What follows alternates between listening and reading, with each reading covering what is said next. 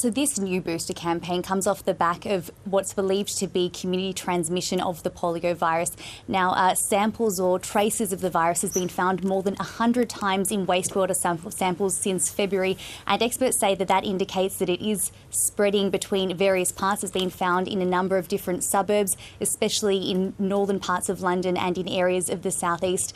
Now, this booster campaign, or a rollout campaign for children, is being seen as an urgent measure. Around 1 million children under 10 will be contacted over the next couple of weeks. They'll be offered either a catch-up vaccine if they haven't finished their full childhood course of the polio vaccine, and if they have, then they'll be offered a booster. Now, children are being targeted in this initial campaign, and that's for two reasons. First of all, they're hoping to protect children who are seen to be the most vulnerable to polio and to instances of paralysis that may come about from the virus, and also to bolster the community transmission as a whole so that the virus is less likely to spread.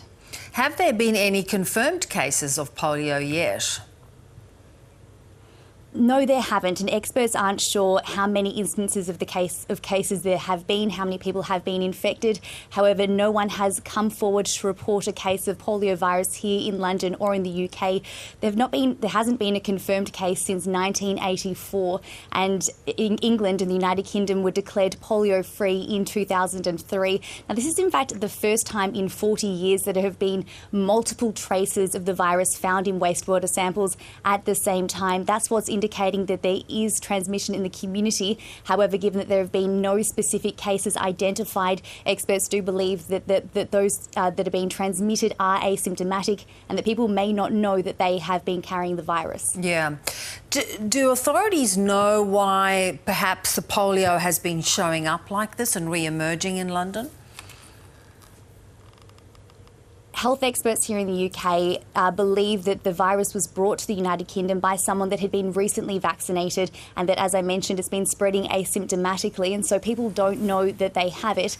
However, they are putting it down to, the vulnerability of the community down to a drop in uptake of the polio vaccine. Now, as I mentioned, the UK was declared polio-free in 2003, and that was off the back of a really successful childhood vaccination uptake, both here in the UK and in many developed countries around the world, including in Australia.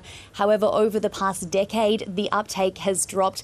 Currently, it's at 92% in the United Kingdom. And so experts are hoping that this might be a timely reminder for people to come and either get their children boosted or to have an uptake.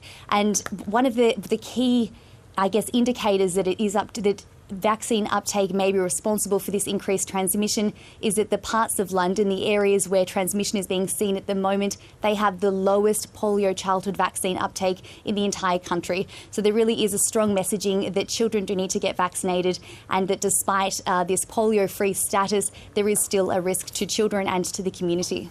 Michelle, appreciate your time. Good to talk. Thanks so much.